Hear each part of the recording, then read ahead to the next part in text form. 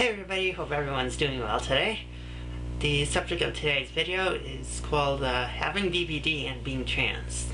BPD refers to borderline personality disorder. In a very, very simple way, it means someone who has trouble regulating their emotions. So that's why outside of North America, that condition is often referred to as EUPD, emotionally unstable personality disorder. Okay, so how common is it to have both BPD and be trans? It's actually a bit more common than you might think. For example, at the particular support group that I help run, I know quite a few other trans people that have BPD. And it's also said that in general, BPD is more common in women than men, and this is actually true in the trans community as well. Most of the people that I know that have BPD and are trans are also trans women. So there are maybe a few theories as to why it's not uncommon to be both. I think maybe one reason is because we spend so much time just really denying who we really are. For example, people might take decades or so, just trying to cross the inner voice inside them that says, you're not supposed to be this person, you're supposed to be this person.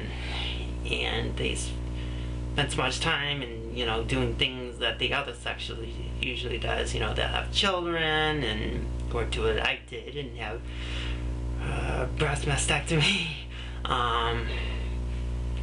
And those decisions can be rather severe and destructive, and which is also kind of traits of BPD as well.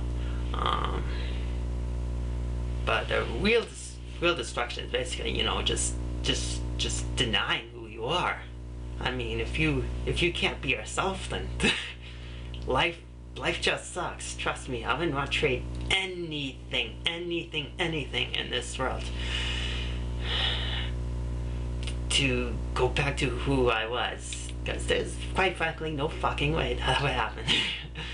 I am really happy as who I am, especially since after really recovering from the horrible effects that BPD can do to you. I mean, I'll always be borderline, to tell you the truth, but I'm basically recovered. It's kind of similar to like alcoholism. You might go sober for years and years, but you're never gonna go near the stuff again because you know what it can and will do to you. So so that's one theory, is they're just denying who you are for so long and just being confused and whatever. And another thing is there is also some theories in general that BPD also has a genetic component to it. I know some people also in my family that have some borderline traits, and of course in general, everyone shows borderline traits from time to time. Just for example, one trait borderlines do quite often is basically discounting all the positive and just going with the negative.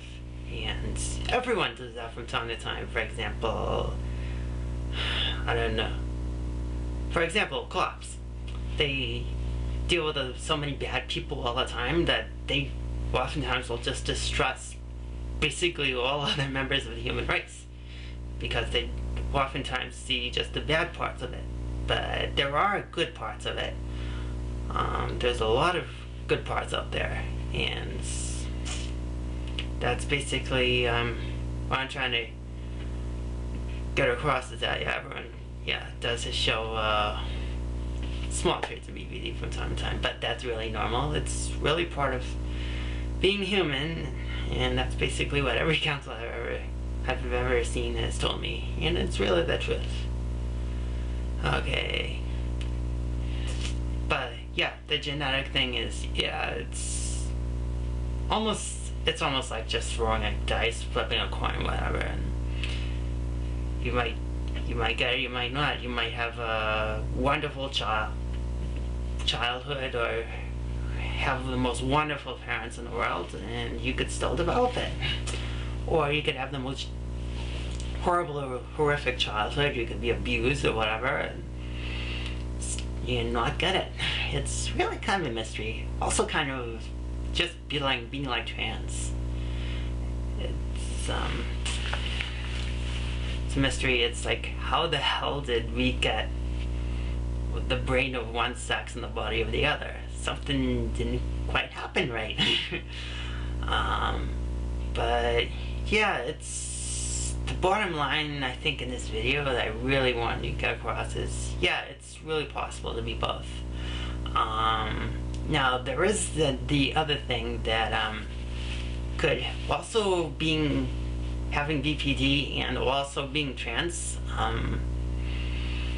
It's definitely not a red flag or give you trouble or whatever for transition, because as I said, you know, lots of us have BPD, and it's possible, quite possible, to be trans too. I know, for example, some people with not necessarily BPD, but people who have dissociative identity disorder, aka split personality disorder. I know therapists like to, and just other mental health professionals just want to be absolutely certain that, you know, this isn't just some odd manifestation from that this person has a second personality. And yeah, definitely the therapist will ask you lots and lots of questions, which is, of course, the par for going through transition in the first place. But yeah, they just want, it's obviously, you know, for your mental benefit, well, just mental benefit, but also for your total well-being. You know, they want to make sure, you know, transition is right for you, and you know what you're doing before you go in for SRS/DRS, which is definitely what they should be doing. But it's definitely not a red flag if you have BPD. So that's just what I want everyone out there to know, is that if you have BPD and you're trans, it's okay. We can live happy lives, and I find actually that many people with BPD and who are trans actually transition quite well. I actually know, not to exaggerate myself or promote myself, but I basically jumped right into transition. I know a lot of other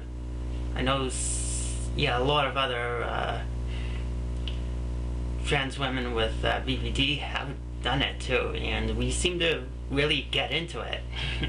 So maybe we tend to transition a little bit better than other people, as to not just take like small steps, but, you know, just jumping right into it. And I don't know, if you don't like this, that's okay. Post a comment over there, and hey, it's cool. But it's just my opinion, my experience. So. But yeah, bottom line is, if you have BPD and you're trans, it's okay. So, and that's this video. So I'll post another video up in the not too distant future. So take care of yourselves, and 好了，person，拜拜。